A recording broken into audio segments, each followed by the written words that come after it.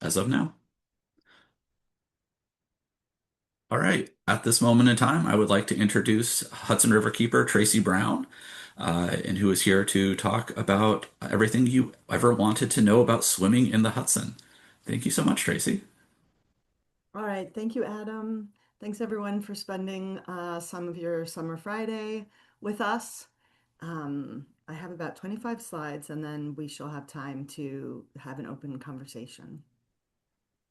So for anyone who doesn't know, Riverkeeper's mission is to protect and restore the Hudson River from source to sea and safeguard drinking water supplies through advocacy rooted in community partnerships, science, and law. Today, we're going to talk about the question, can you swim in the Hudson River? A question that contains multitudes. I certainly do. This is a picture of me in the river, and the pursuit of this question has really had a big impact on my life personally. Um, so today we're going to talk about some of the safe to swim areas. There are many places in the Hudson where you can absolutely swim, especially during dry weather. And this is really the result and the reward of, a generation of cleanup on the river. The location and the timing are key to your swimming decisions because there is a lot of variety based on where you are and when it is, especially wet weather impacts. So we'll get into that. And we certainly need more public beaches. So this is one of Riverkeeper's priorities. We only have 4 public beaches along the 152 tidal estuary miles. So from the capital south to New York Harbor. So why is this question important? So the more that we swim, the more that we connect with the river. The more we connect with the river, the more we love her. And the more we love her, the more we work to keep her clean and healthy. So this is my personal experience. I think swimming is um, like the biggest trigger of that virtual feedback loop where you're getting to know the river and you're more invested in having the river be clean and having places where other people can experience getting in the river and hopefully you can do it in community as well. So I really see swimming as our kind of reward for this work and our motivation to continue on this path of renewing and restoring the Hudson. So the basics, where can we swim right now? So we have 3 public beaches, one river pool, a little floating pool that is scaled for children.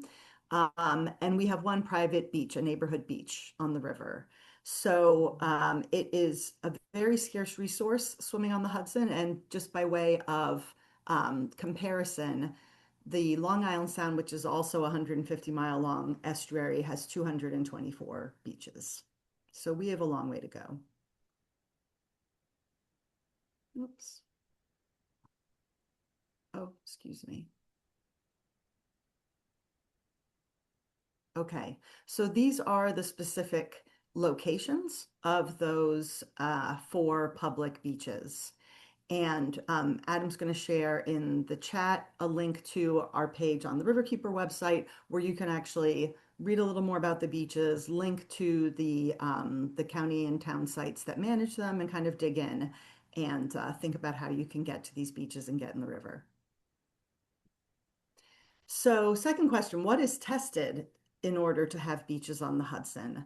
So, there's a longer list to reopen than to manage. So, if we want to open or reopen a closed beach, the minimum best practice right now that the state looks for is 8 weeks of testing for fecal indicator bacteria, chemical water quality, including pH levels, so any kind of chemical contaminants, water clarity, which we call in the business turbidity, and the target for swimming beaches is 4 feet of visibility underwater, which is a very high threshold for a river, especially an estuary river that is by nature turbid and cloudy. So that's a big challenge that's in the regulations.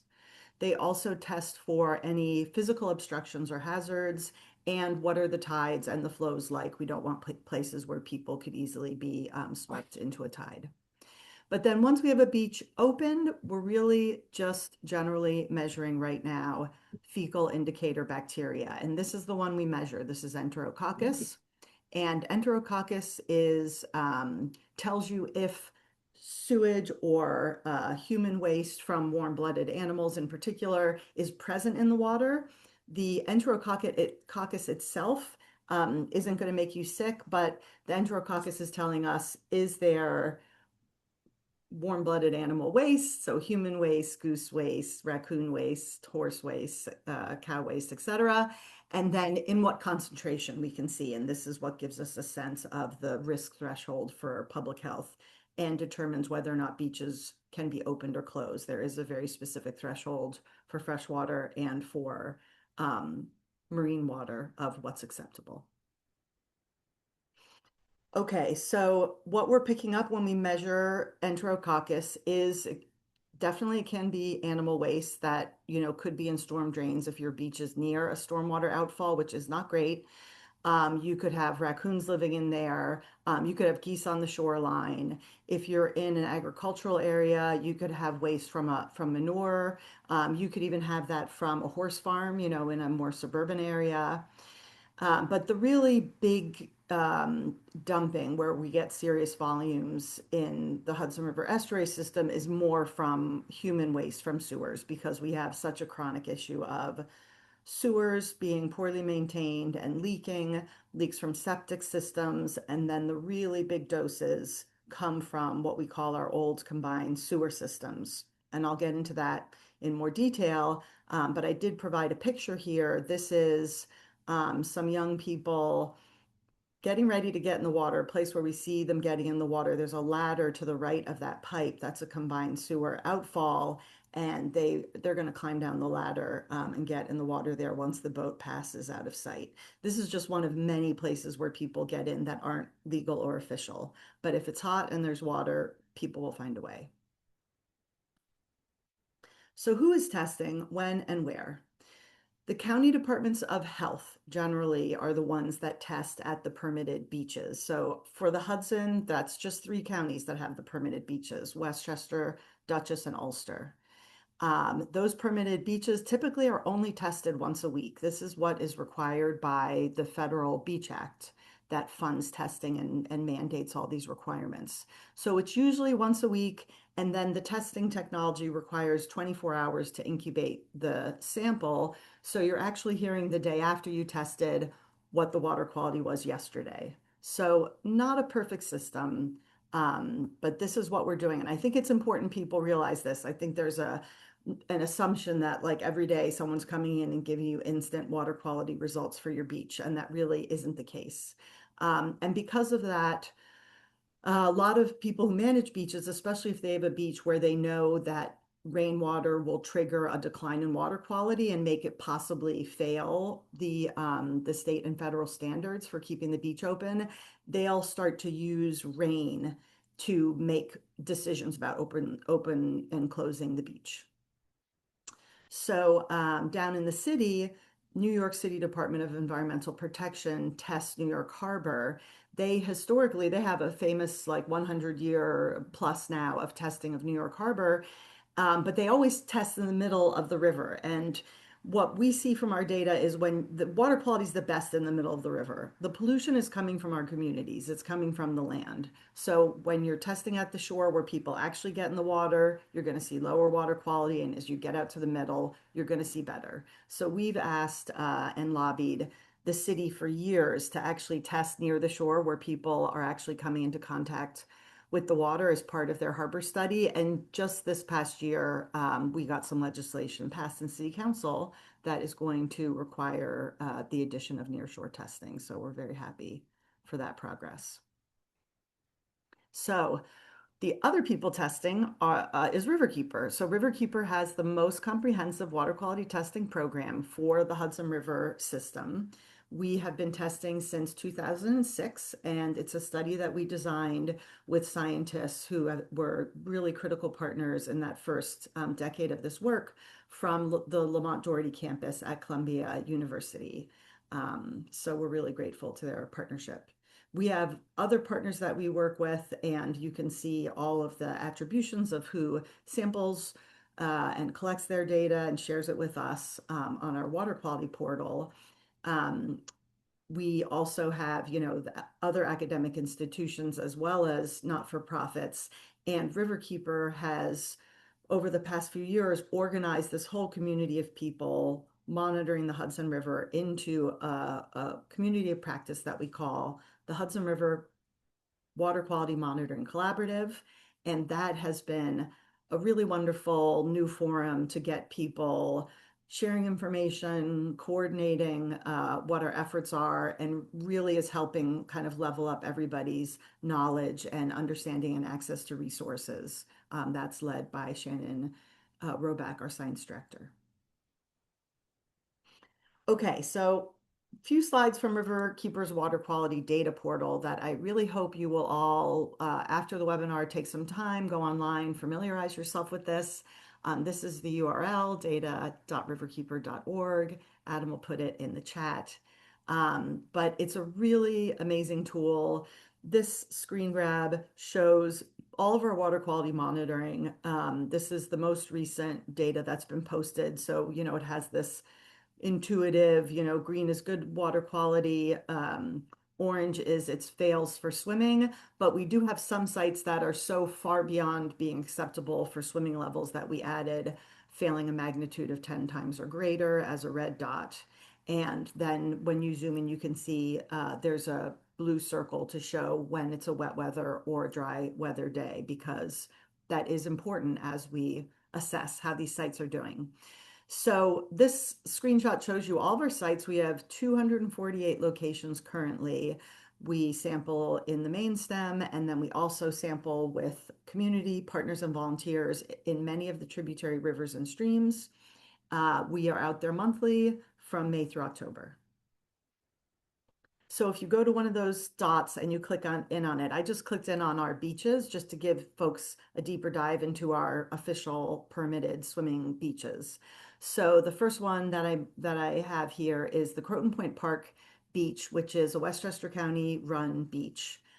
You can barely see the data because it's so good. This is such a good water quality location. You're in a little cove just north of the Croton Point Park Peninsula. It's rather protected.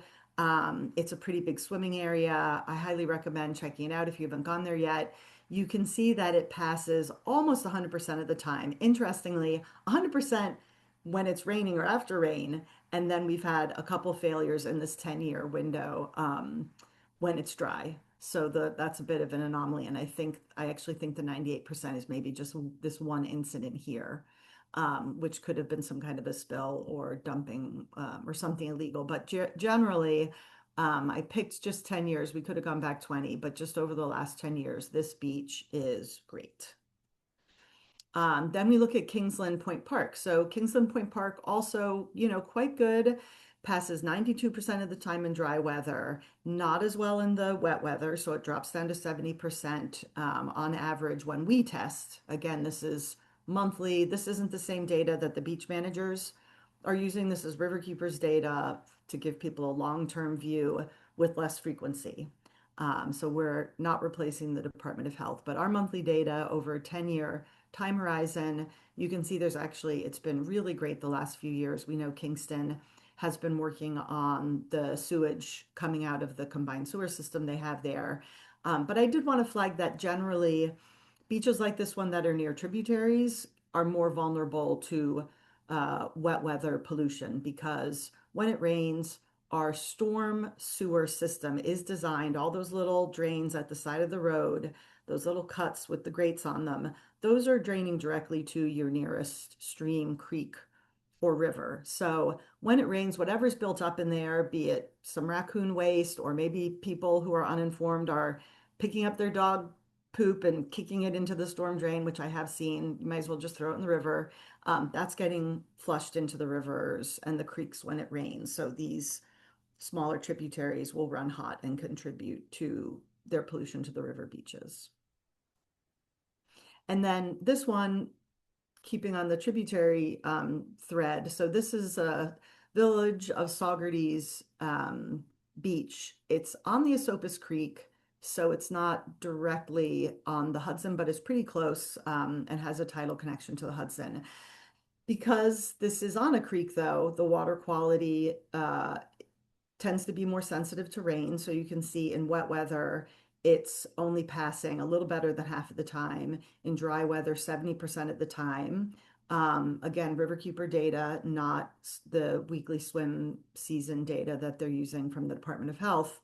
But you can also see that they have been making commitments and making investments to make this beach water quality better. So we're looking at 2016 to 2026, um, and things are improving there. I will say, just personal anecdote, when I started doing this work and I moved up to the Hudson over 20 years ago with my little kids, we would swim in a local river in my neighborhood, the Pecanico River, because my perception of the Hudson was, oh, the Hudson, the super fun site, the big dirty river. I'm just going to go into this cute stream that runs through Rockefeller State Park, and it'll be so much cleaner. And aren't I a great mom? And then I started doing the sampling work, and I found out from the data that actually that little river in the state park is more polluted with fecal bacteria, a lot more polluted than the beach on the Hudson River in my community. So this was a big awakening for me, and something Riverkeeper was able to share as we, issued the first rounds of reports.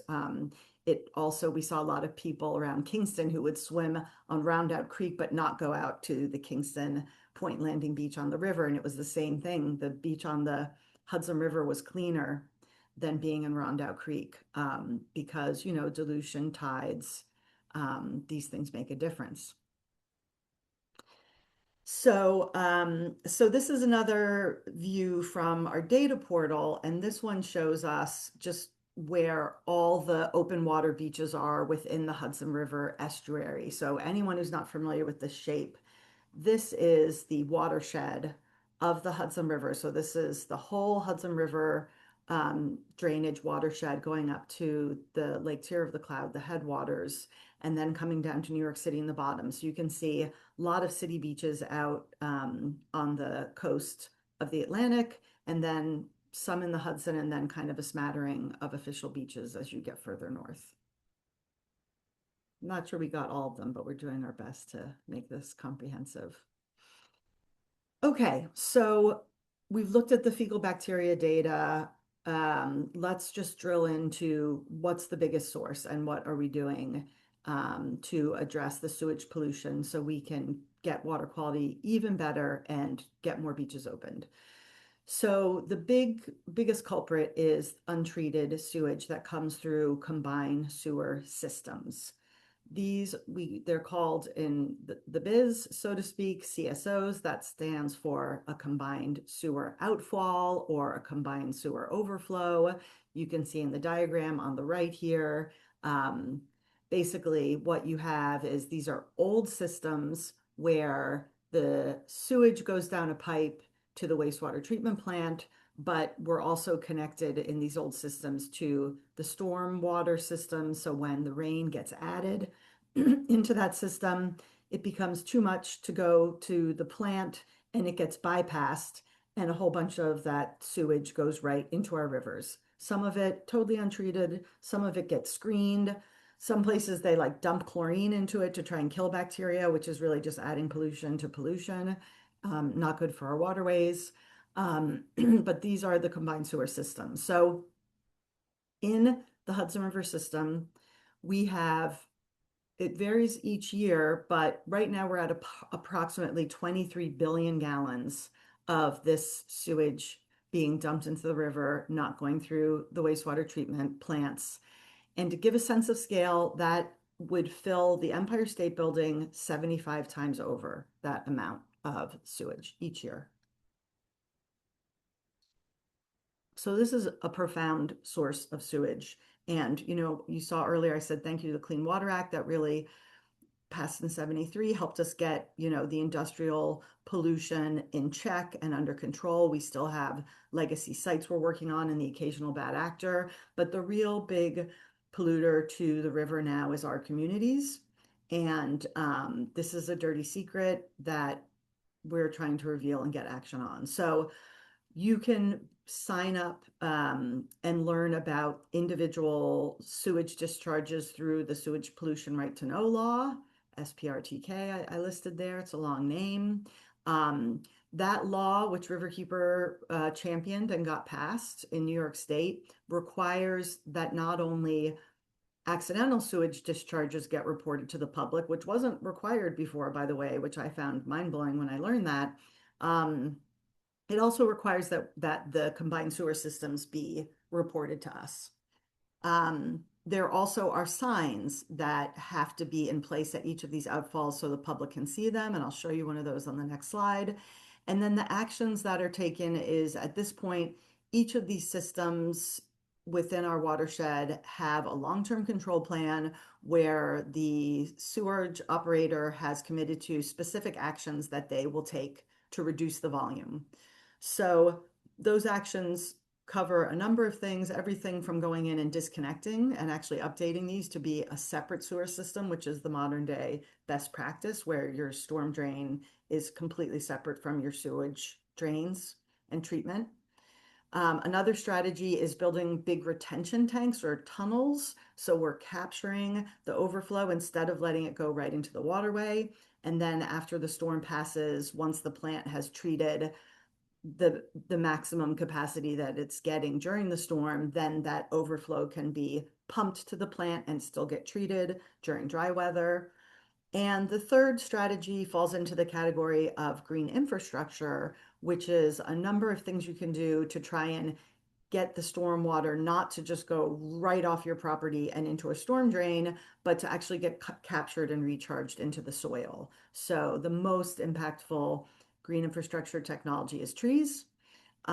People also plant roofs and plant curb cuts and bioswales and have rain gardens and other things they do, because the less the stormwater gets in, the less the volume of the combined sewage going into our waterways. So this is a map from Riverkeeper data portal. This shows where the combined sewer systems in our watershed are located.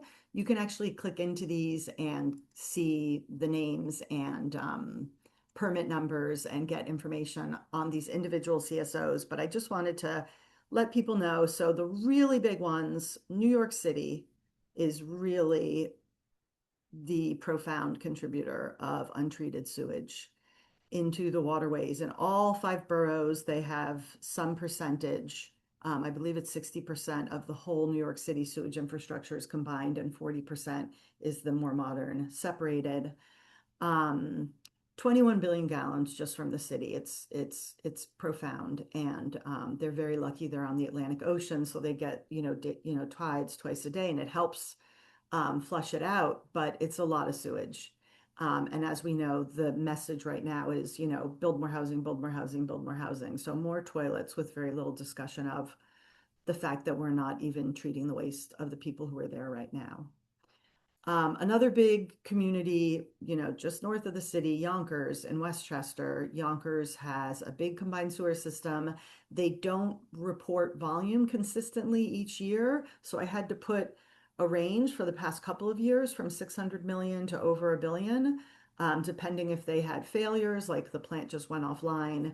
Over the July 4th weekend, for example, there was a power failure. Different years, there have been different problems. And this is a combined sewer system Riverkeeper is really focusing on, hoping to get some improvements on, including better clarity on what's going on there. Then we have the Capital District. They're below the billion. This is actually actual data from the last report was at 690 million. And they're working away on their long-term control plan strategies. And then New Jersey, we don't have actual numbers on New Jersey, but I do know that these cities combined, they're working on their long-term control plans, but I believe they also together are significant enough to put on that list. And then our smaller cities, but our older cities also have combined sewer systems: Hudson, Catskill, Kingston, Poughkeepsie, Newburgh. And on the Mohawk River, as you can see in the map, kind of off to the side of Albany, those are the Mohawk River communities. The big kahuna there is Utica, but there's also some untreated sewage being dumped from Amsterdam and Little Falls. So this is what a CSO looks like on the left. And, this is mostly for the kayakers out there, I think, who are more exposed. I don't think there's not legal swimming happening near a CSO, unless you're in like a swim event, like a swim around Manhattan type of event. But I know kayakers have a lot of exposure. So if the water is gray, if you see a gray plume, that's what wastewater looks like. You usually can smell it as well, and sometimes it will contain what we call floatables. So anything plastic that just kind of floats through your toilets or your business into your sewers can come out of these outfalls. And they all have to have these green signs. So this is one from Newburgh that's getting pretty overgrown. It's up to the towns and the counties to maintain these signs and make sure people can see them. And then on the right, you can see the snapshot of just showing this map on our website shows every individual CSO, so the outfall, and you can link to information about them as well as our campaign work on the CSOs. Okay, so leaving sewage behind for a moment, what are some of the other pollutants? Of course, we all know about the PCBs. The Hudson River is famously the longest Superfund site in America. Um, so this is work that we're very involved in continuing to try and reduce PCBs and PCB exposure. Generally, PCBs, Shannon Roebuck said to me, explained it this way, some things want to attach to water, some things want to attach to oil. PCBs want to attach to oil. They attach to fish and they get taken up by life in the Hudson that gets consumed by fish and then bigger fish and then waterfowl, and they bioaccumulate up through our food chain. They're not really floating around in a concentration in the water column that a swimmer should be worried about being exposed to. Similar for pharmaceuticals, mercury, heavy metals. These have gotten into our waterway from past, the bad old days of wanton dumping. But they also still can be in runoff from our landfills, from sewage, treated and untreated, especially pharmaceuticals come out in the treated sewage. But generally, again, these aren't things that would be like suspended in a concentration that would make someone who's swimming sick. What is a concern and can make swimmers sick is harmful algal blooms. So harmful algal blooms, you can see the beach sign here on the right. So they are also called often blue-green algae, and it's worth pointing out that it's actually not algae, it's a bacteria, but this is one of these things we misnamed and we just haven't gotten off the old algal name. But this is another form of bacteria. It can contain toxins, most commonly the two that I have listed here. And if you're exposed to those as a swimmer, you can get sick. Symptoms tend to be mild, but there can be liver or neurological toxins present. Generally, again, the exposure for a human wouldn't be so high concentrated unless you like really dove into a very thick harmful algal bloom, and maybe we're getting some in your mouth. But for dogs, because they are smaller than us and can't take as high concentrations, have been known to get sick and sometimes die if they're allowed in to a waterway like this example on the right, where there's a very active, widespread harmful algal bloom. So we really encourage you to educate yourself about HABs. This is a new problem on the Hudson. This typically was something that people who are swimming in lakes and ponds are familiar with. Harmful algal blooms are triggered when you have three conditions at once. If the water is still, if the water is warm, and if you have high nutrients like sewage or runoff from lawn fertilizer from nearby landscapes. So when you have those three, that triggers or can trigger a harmful algal bloom. That isn't usually the conditions in the Hudson because we're a tidal river that's always moving. But we did have a very large harmful algal bloom last summer because we had drought conditions. So when you have a drought condition in a tidal estuary, you have the fresh water coming up from the ocean, but the salty water coming up from the ocean, but the fresh water from the streams slows to a trickle. There's not as much mixing, there's not as much flow. The fresh water can be more still. It creates kind of a wedge when there's a lot of salt meeting fresh and it's not mixing a lot. So you can end up with these kind of stiller, more fresh, warmer water conditions when we have a drought and we have a heat wave, and that's what happens. So we've also seen some localized HABs this season because now that this has been triggered in our river, we're going to be more vulnerable to it. So we're really gearing up awareness. Adam will put a link in the chat. We have a great website with a lot of information. We have a video to show you how to identify a HAB.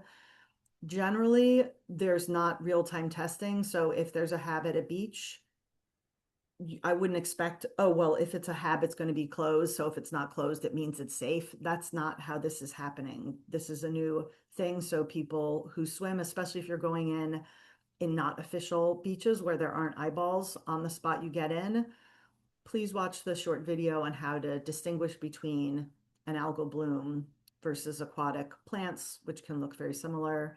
And if you're at all confused or think it is a bloom, don't go in.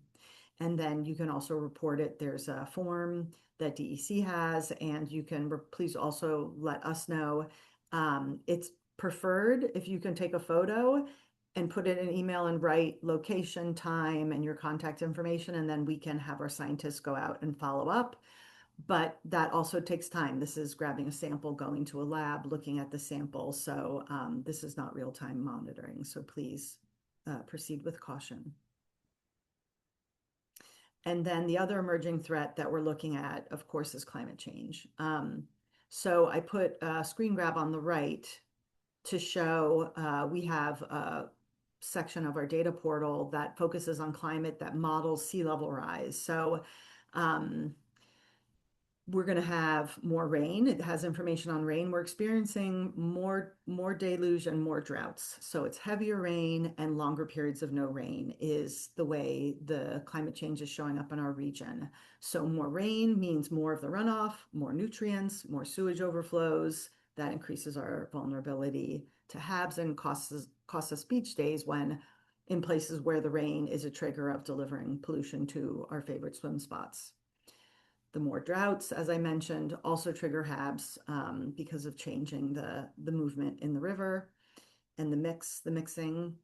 Um, and as the sea level rise increases, we're going to lose some of the beaches that we have. So we need to be thinking about new swim locations to replace those and what we can do in terms of building river pools, building decking, other ways to preserve these locations when we don't have access to the sand that we have historically. And I just put the example of that beach in Croton Point Park here, which is on the north side of this. So there is going to be some loss based on sea level rise projections. And of course, climate change means more heat. So we need more beaches. We need equitable access to the river and safe access to the river now more than ever. Okay, so why don't we have more beaches? Why? This is my colleague Gwen in the water here on the right. So few of the biggest hurdles that we're dealing with as we do this work, regulatory and permitting barriers. We have these complex beach reopening regulations. We have standards that aren't necessarily designed for river beaches. So we're looking to update and improve these standards, including allowing people that have communities that have beaches or river access points that are variable in wet weather to be able to say, we're going to manage to make sure people aren't getting in when it's polluted, but it's clean enough of the time. When it's dry, we want to go in and we want to take that on. So we need to make a pathway for people to do that. There's also a real lack of political will, and local funding is a concern and one of the things that keeps local governments and county governments from wanting to do this. Um, they see it as liability, and they see it as cost. So they really need a lot of community, strong, a strong call for swimming in order to overcome that. We also have a real lack of access. I mean, especially on the eastern shore of the Hudson, where, Metro North and the train companies of old really cut off the public from some beautiful access points. Then we also have industry that privatized a lot of locations, and we have private property owners. So one of my personal pet peeves is the fact that if you have a boat, especially if you're a paddler, that you can access places that are beautiful swimming. And if you come from the river, you're allowed to pull your boat up to the mean high tide line and swim because the river is a public property and a public good. But if you're not affluent enough to have access to a boat or a paddleboard or a kayak, and you want to just walk across a park to get to that same spot, that's not allowed. And that's just really not right. Um, so you'll see people rafting up on boats and having a nice swim day, or coming in with their kayaks, and no one can really say anything, but the people who just want to kind of cross a track or cross a park to get to the water are risking, arrest and fines and things. So that's really a problem I'd like to see us address. And then, of course, we know our biggest obstacle to getting beaches is just keeping our sewage in the pipes and out of our waterways. Okay, so the good news is this, like, get back in the water conversation. It really is. We really are experiencing a global movement, as well as just kind of ongoing local enthusiasm that I feel has been building since I've been doing this work. And again, this is the virtuous feedback loop of you make progress in cleaning up this beautiful river, and then people want to know, oh, can I swim? Can I swim? Can I swim? And then you get a little swimming, and then people are saying they're swimming, they're swimming, they're swimming, and it just kind of builds up the swimming and the cleaning. So one of the groups at the cutting edge of this is the Eight Bridges Swim. It is physically the longest marathon in the world. It's a 7 day, seven stage swim that goes down the Hudson River. For people who are really good swimmers, they should think about participating in that. For people who are still pretty sporty, but don't want to do the 7 days, there's a great swim, the Lighthouse Swim, that goes from Nyack to Tarrytown. That's coming up in September. Riverkeeper is a sponsor, and you can see information about that on our website under events and in our social media, or going to, just Google up the Lighthouse Swim folks. There's also 20 bridges swim around Manhattan, which is famously part of the Triple Crown of open water swimming. Very sporty. And these are brave folks who are really in a CSO area and have to do a lot of careful planning to make that a success.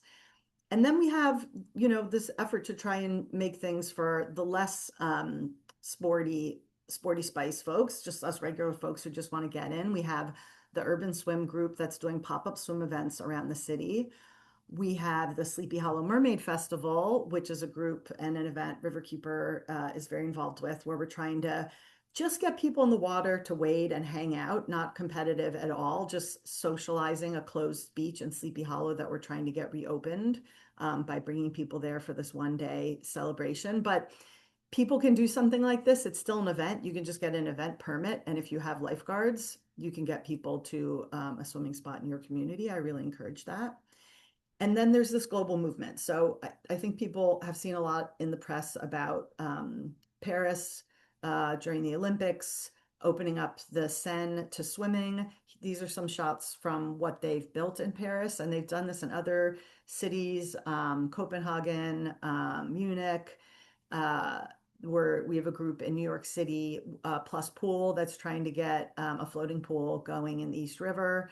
So the idea here is, once you beat the CSOs and the water's clean enough, that then you can set up these built swim structures and get people into urban waterways where beaches don't exist anymore, but the water's clean enough to swim. So this is really, we would love for New York City to get to the point where we can do this type of swimming where you are actually swimming in the Hudson River and the East River, not just a pool that has to be filtered and separated from those waterways. So how are we doing? There's so much we're doing on this. I had to be kind of strategic with the list here and just pull out some highlights. So the sewage right to know law, which Riverkeeper initiated and was instrumental in getting passed, public notification. Everyone should sign up for that. It's the place where you can get a text or an email, depending on your preference, to let you know if sewage is spilling in your preferred waterfront. New York City is not complying with this. The state has come into compliance, but New York City has refused to report whenever their 460 combined sewer outfalls are discharging. So Riverkeeper has sued them, and we're on our second round of appeals because they really don't want the public to know how much they're dumping in the waterway. So that is an ongoing legal fight. Um, Coming on the heels of doing the monitoring and then getting the reporting, the pressure started to build, and we had a major shift in 2017 where we went from the state providing only loans to communities to repair their local sewers and keep the accidental discharging from happening and make investments in separating combined sewer systems and reducing overflows. And they started to provide grants. So since 2017, there's been a very competitive long list. There's billions of dollars of projects in the funnel that are incrementally getting this state money and chipping away at the problem. So that is critically important, and we're very proud that that is available now. Then the next example is community organizing. So, I mentioned the Mermaid Festival. Westchester County, where Riverkeeper is headquartered, already has a beach on the Hudson. So they have the infrastructure of the testing and the monitoring and the lifeguards. On the sound side, they have many more beaches. I think they have uh, close to a dozen beaches on the Sound shore that they monitor and do all this work for. So we feel like it's low-hanging fruit to try and get the first beach opened on the Hudson River in over 50 years, that it should be this former beach in Sleepy Hollow. And we have this coalition that is bringing a lot of stakeholders together and events and messaging and working hard and focusing on improving how we're treating our sewage and getting that first beach reopened. And I think once we can get one, I think we'll have a model and it'll really help the other communities. And we're talking to a lot of other communities that also want to have swimming beaches on the river. So we're hoping this will be our model once we get this one done. So that's what that group's working on. Um, we also, in 2025, you might remember the governor touting her New York Swims Act about opening municipal pools, getting more lifeguards, and having more swim lessons.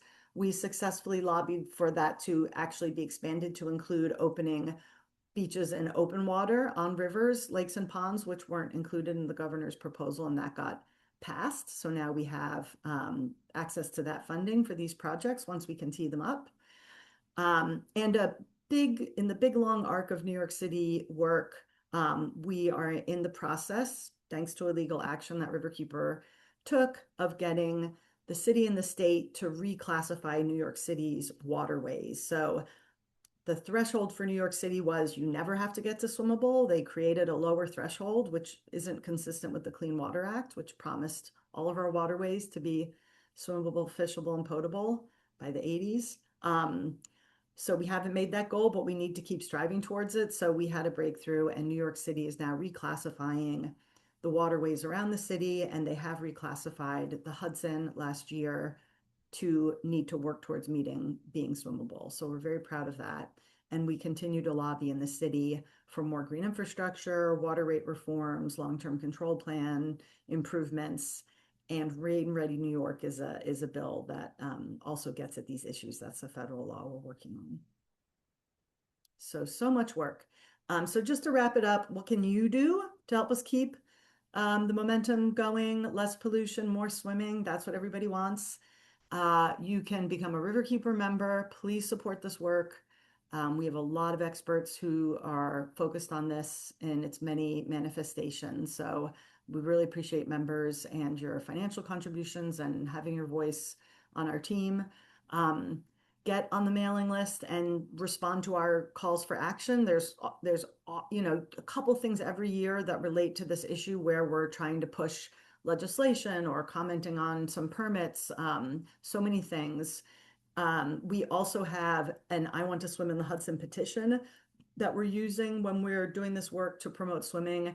You can sign that and say where you want to swim, where you do swim and where you want to swim. And that helps us also with the communities who tell us, oh, no one swims in our waterways. So we need critical mass of data through that. Again, sign up for those pollution right to know notifications and share them, post them if you see that stuff's happening in your community. And get in the river whenever you can. Polar plunge, legal beach, off your kayak, whatever works for you.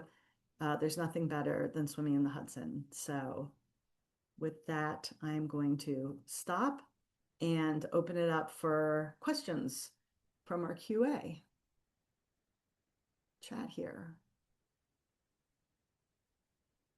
So, thank you everyone for still being with us. I think I'm just going to scan through here and take it from the top. We got a few questions. But Adam, jump in if you want to direct me here. So, what are the policy reasons for the turbidity requirement? Good question. So that is for the premise is that a lifeguard needs to be able to see someone if they're underwater, if someone is drowning or caught on something, that they need to be able to see through the water that someone's there. So that's why they have a turbidity requirement. Um, is there regular testing for contaminants other than fecal bacteria and or industrial contaminants of concern for swimming? So I covered that a little. Um, so really, the water quality testing that is done by regulators like the government, it's all based on a permit. If you have a permit, you either are self-testing and reporting, or maybe someone is testing for you. Um, there isn't really testing that's just kind of the state is curious usually, or the county's curious. It's usually driven by a permit or maybe a project. The best source of testing, regular testing outside of permit-driven testing is from not-for-profits and academia.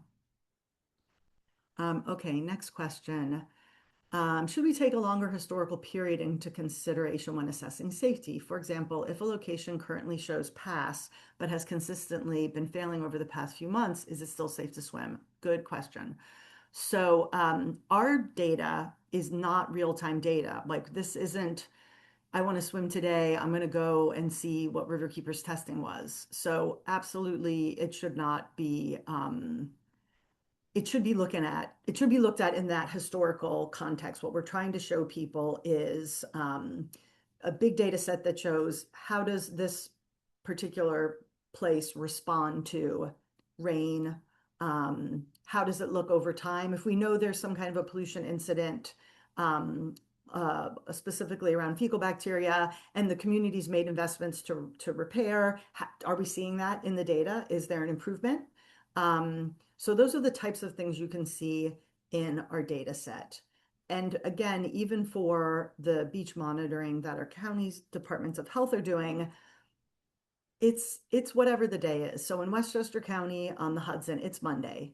So on Tuesday if Monday was clean, but if it rained on Thursday and you want to go in on Friday, you're really on your own to decide, do I want to go in now or do I not? Unless you have a beach where the management practice is that they close proactively based on a certain amount of rain. So I just think it's important for people to know that the onus is on us to be educated about getting in and exposure. And the main thing is you don't want to drink water. It's ingesting water that has fecal bacteria in it that's going to make you sick, or getting in your eyes or your ears. So swim with goggles.